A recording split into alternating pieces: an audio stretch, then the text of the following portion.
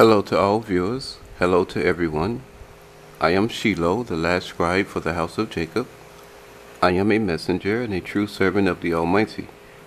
On November 29th, 2019, the Almighty will visit the earth to judge every living thing. On that day, every living thing will be given life or death. This video is part 18 of a series of videos titled The Book of Genesis, Unsealed and Untold. And these series of videos cover everything in the book of Genesis from chapter 1 to chapter 50. With all the confusion removed, with all the allegories removed, in these series of videos you will hear the truth according to the Almighty, according to what the Almighty commanded the house of Jacob to keep recorded. So I will continue where I left off. Let's begin video number 18. The chief ancestor and the progenitor of the Edomites is Esau. Now Jacob lived in the land of Canaan, where his father and his forefather was a stranger. Jacob's son Joseph was 17 years old, and Jacob loved Joseph more than all his children, because Joseph was the first son of his very old age. Now Jacob made Joseph a coat of many different colors. When Joseph's brothers saw that their father Jacob loved Joseph more than all his brothers, they became completely hateful of him, and they hated him as an enemy. Therefore they could not think good about him, nor speak peace, prosperity, and good health toward him. Afterwards, after Joseph finished feeding his father's flock with his brothers, Joseph came to his father Jacob, and he told Jacob that his brothers were being evil. He told Jacob that his brothers were causing him to be distressed, unhappy, and miserable by whispering false statements and defaming him. Now as Joseph was sleeping, he dreamed and had a vision in his dream. He told it to his brothers, and they hated him even more. Joseph spoke to them, saying, "I pray that you hear about my dream. Now we were tying and binding sheaves of grain in the field. My sheaf arose and stood upright. Then all your sheaves stood round about mine and bowed down to my sheaf." Mocking, Joseph's brothers asked him, "Will you rule over us? Will you have power and authority over us?" Now his brothers hated him even more because of his dream and the words that he spoke. Then Joseph dreamed and had another dream, and he told it to his brothers. He told them, saying, "I had another dream. The sun, the moon, and 11 stars bowed down to me in homage. It was like angels worshiping God." Then Joseph told it to his father Jacob, and Jacob asked Joseph, "What is this dream? Will I, your mother, and your brethren bow down ourselves to the earth to worship you?" Now Jacob scolded him, as from a father to a son. Then Jacob corrected what Joseph was corrupting. But Jacob kept Joseph's words within the limits of the covenant and within the commandments of the Almighty. But Joseph's brothers had become very jealous. They became very angry and envious of him. But Jacob was a watchman, therefore he started waiting and watching for what Joseph had spoken of. Afterwards, Joseph's brothers went to feed their father's flock in Shechem. And Jacob asked Joseph, "Why are you not feeding the flock with your brothers in Shechem? Come here, and I will send you to them." Joseph responded to his father Jacob, and Jacob responded by saying, "I pray that you go to them and see whether it is going well with your brothers. See if it is going well with the flocks. Bring your report back here to me." Then Jacob sent Joseph out of the valley of Hebron, and Joseph journeyed to Shechem. Now a certain man found him, and saw that he was wandering in a field. And the man asked Joseph, "What is your desire? What are you searching for?" And Joseph answered, "I desire to find my brothers. I desire to see them face to face. Please tell me where they feed their flocks." And the man spoke to Joseph, saying, "I listened to them. I paid attention and heard them speak one to another. Now they have departed away from here. And they said, Let us go to Dothan, the place of the 2 water wells. Then Joseph pursued his brothers and found them in Dothan. When they saw him far off, they conspired to deceive him. Even right before he came near to them, they conspired against him, and they conspired to kill him. They spoke one to another, saying, Look, the prophetic dreamer is coming. Look, the dreamer who dreams that he will be a king, a master, and a lord of all inhabitants is coming. Come now, let us kill him, then throw him into some grave. We will say that some evil beast has devoured him. We will see what becomes of his prophetic dreams and visions. Joseph's oldest brother Reuben was listening and paying attention to them. And Reuben saved his brothers from their sin and guilt, and he delivered Joseph out of their hands by saying, Let us not kill him. And Reuben spoke to his brothers, saying, We do not need to kill him. We do not need to shed any of his blood. I saw a pit in the wilderness, and we can throw him in that hole. But we will not place our hands on him to shed his blood. We will get him out of our hands, and we will not bring him back to his father again. Now when Joseph had come near to his brothers, as he was looking at them in their faces, they stripped Joseph and took his coat of many colors that he was wearing. And his brothers took him and threw him into an empty pit in the wilderness.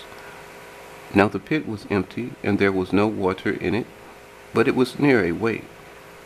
Then they sat down to eat some food.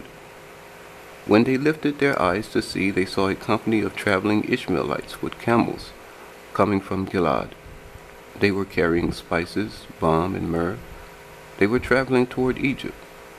And Judah spoke to his brothers, saying, Joseph is our brother. What profit is it if we kill our brother in secret? Joseph is our flesh and blood. What do we gain by hiding his murder? What do we profit by hiding his murderers? And Judah continued speaking, saying, Come, let us sell him to the Ishmaelites. And Joseph's brothers came to an agreement, and they were content with their decision. As they conspired against Joseph, Midianite merchantmen passed by the pit where Joseph was in, and they lifted Joseph from out of the hold and sold Joseph to the traveling Ishmaelites for 20 pieces of silver. The Ishmaelites brought Joseph into the land of the Egyptians. Now when Reuben returned to the pit, he looked and saw that his brother Joseph was not in the pit. Then from sorrow, Reuben began to rip and tear his clothes. When Reuben returned to his brothers, he spoke to them, saying, The boy is not here. I do not know where he has gone. I do not know where he has been taken. Then Joseph's brothers took his coat of many colors, and they departed away. They dipped the coat in the blood of a kid goat they had killed. Then they brought the coat to their father Jacob. They spoke to Jacob, saying, We found this coat of many colors. Do you know if this is your son's coat or not? And Jacob recognized it. He spoke to his sons, saying, This is my son's coat, and an evil beast has devoured him. Without a doubt, Joseph had been torn into pieces by an evil beast. In grief and sorrow, Jacob began to tear his clothes, and Jacob put sackcloth on around the sides of his body. Then for many days he mourned for his son Joseph. Now all Jacob's sons and all his daughters rose to comfort him, but he refused to be comforted. And he declared to them, saying, I will go down into my grave, mourning my son.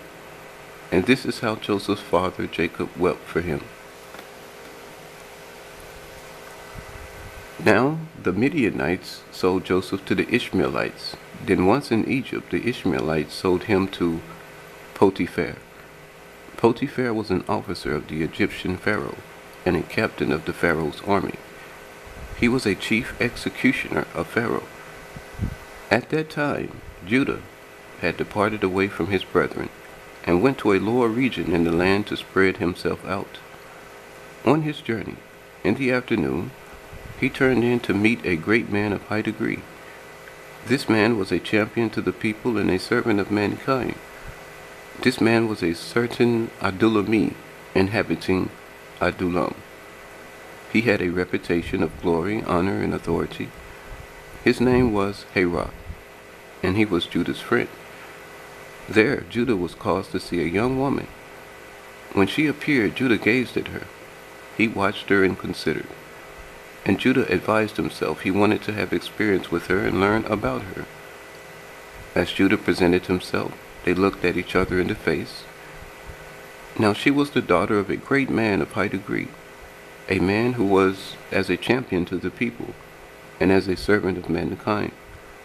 And this man had a reputation of glory, honor, and authority. His name was Shoach. Judah went in to Shoach's daughter with sexual affection, sexual relations, and took this woman for a wife. Now she became pregnant and gave birth to a son, and Judah chose an invited guest. He preached about the Almighty. He brought his son before them and called his child's name Er. Judah's wife became pregnant again, and she gave birth to another son. She chose an invited guest. She brought her child before them and called his name Onan. Judah's wife became pregnant again, and she gave birth to another son. They chose an invited guest. They brought their child before them and called his name Shiloh. In the land of Canaan, Shiloh was born at a place called Keziv. Now Er found a woman to be a wife, and her name was Tamar. Judah's firstborn Er was very evil in the sight of the Almighty. Er was causing great pain, great unhappiness, and great misery. Therefore, the Almighty, the all-supreme ruler, had him killed. As a penalty for neglecting wise conduct and good morals, Er died prematurely. He was put to death by a warlock magician of necromancy. Then Judah spoke to his son Onan, and commanded him, saying, You go in to your brother Er's wife with sexual relations, sexual affections, and marry her. You will have children with her to honor your brother. You will raise them up to be strong and successful. You will establish them to accomplish good. Onan knew that these children will not be his, but he did go in with sexual affections and had sexual relations with Tamar. But Onan spilled his semen on the ground, unless he should give children to his brother. This thing that Onan did was evil in the sight of the Almighty. He displeased the Almighty, and it grieved the Almighty's spirit. Therefore the Almighty had Onan killed. As a penalty for neglecting wise conduct and good morals, Onan died prematurely. He was put to death by a warlock magician of necromancy. Then Judah spoke to his daughter-in-law Tamar, and commanded her, saying, Remain a widow at your father's house until my son Shiloh is grown up, unless he dies also, as his brothers have. So Tamar went away and lived in her father's house. Over the process of time, Judah's wife, the daughter of Shoach, died. As a penalty for neglecting wise conduct and good morals, she died prematurely. She was put to death by a warlock magician of necromancy, and Judah was stirred up. Suffering from grief, he destroyed the enemy. He cut off their flocks of sheep and their multitude of cattle. Judah sighed within himself and was moved to pity. He regretted comforting himself by revenge. So Judah repented. Then he found comfort and compassion within himself. He and his friend Herah the Adulami went to a place called Timnah. Now someone spoke to Tamar, saying, Your father-in-law is going to Timnah to shear his sheep. Now she understood that Judah's son Shiloh was grown up, but she had not been given to him for a wife. So she took off her widow's garments and covered her face with a veil. She covered herself in disguise, and sat in an open area by the road to Timnah. When Judah saw her, he considered. He gazed at her and observed her. On the road he was journeying on, he turned in to her. He presented himself to her and looked at her face. Because her face was covered, Judah thought she was a harlot, and he valued her as a prostitute. But Judah did not know that she was his daughter-in-law. So he spoke to her, saying, I hope you will let me go in with you to have sexual affections, sexual relations. And she responded, asking, What will you give me so you can come in to me with sexual affections? Judah answered, saying, I will send you a kid goat from my flock. And she asked, Until you send it, will you give me a pledge? Judah responded, asking, What pledge can I give you? And she answered, saying, You can give me your signet ring, your bracelets, and the staff that is in your hand. And Judah gave it to her. Then he came in to her with sexual affections, had sexual relations, and she became pregnant by him. Now she arose and she departed away. She removed her veil from off her face and put on the garments of her widowhood. And Judah sent the kid by the hand of his friend Herah, the Adulami, and to receive his pledge back from the woman's hand. But Herah did not find her. Then he asked the men of that place, saying, Where is the harlot that was sitting in the open area by the road?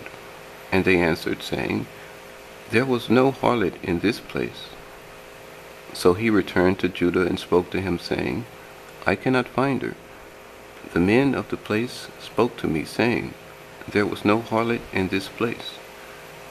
And Judah responded to Herah, saying, Unless we be shamed, let this woman take it to her, because I have sent this goat, and you have not found her.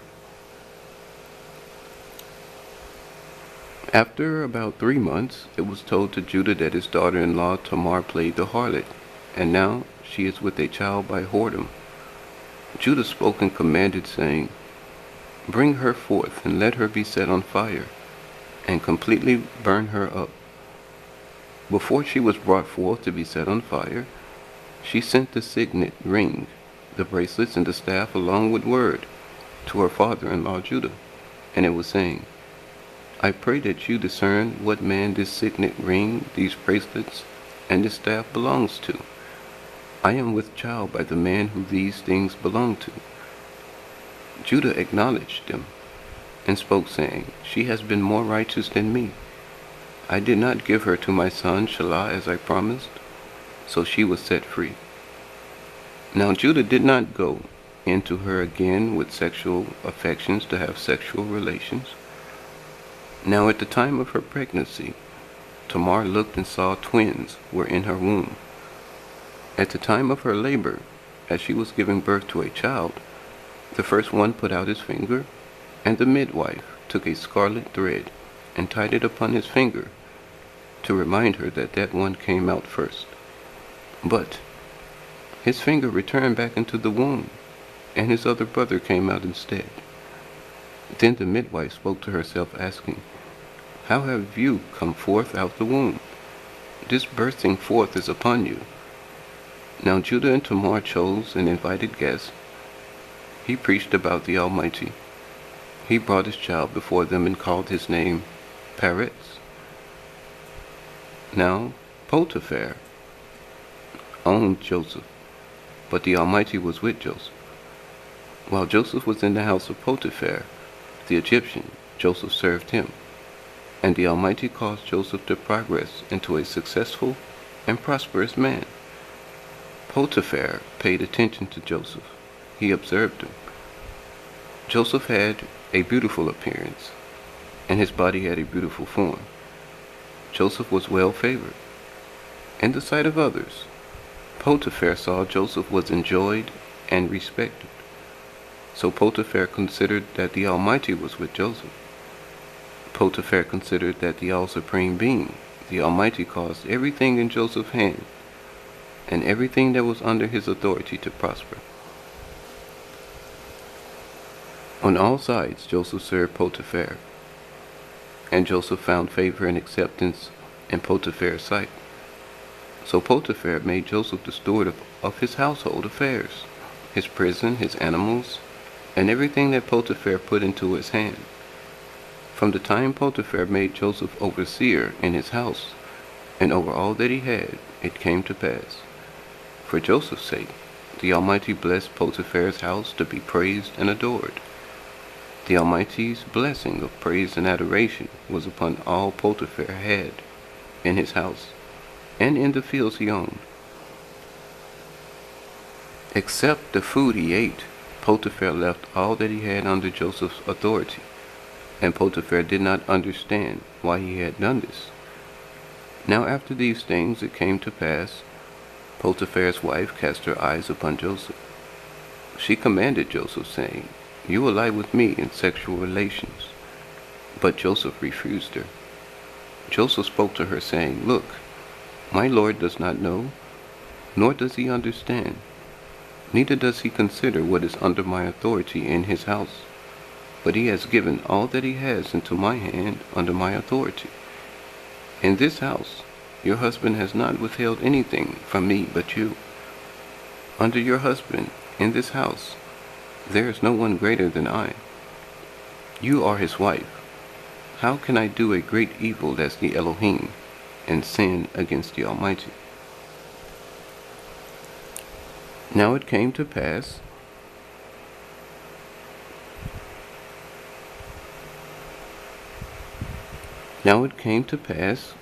Joseph went into the house to perform his job, and there were no men within the house. She grabbed Joseph by his garment, commanding him, saying, "You will lie with me in sexual relations." But Joseph ran out of the house and escaped her grasp. He left his garment in her hand. When she saw that Joseph left his garment in her hand, when Joseph had gone out of the house, she called Potiphar and the men of her house. She spoke to them, saying, "Look, Potiphar, you have brought a great man, an Ebarite, or Ebarite, into our home to mock us. He came in unto me to lie with me in sexual relations, and I cried out with a loud voice. When he listened to me lift my voice up, when he heard my cry out aloud, he ran away out of the house. He left his garment with me." This is the end of part 18 of my video series titled The Book of Genesis, Unsealed and Untold, that covers my manuscript titled The Almighty, the beginning, his creation of mankind, his promise to judge mankind, his war against the Elohim, his new world and his order. I am Shiloh, the last scribe for the house of Jacob. Watch my videos, follow me, and discover the recorded truth about the Almighty, his power, his glory, his honor, his reputation, his experiences with, and his message to all the individual species of persons on the earth.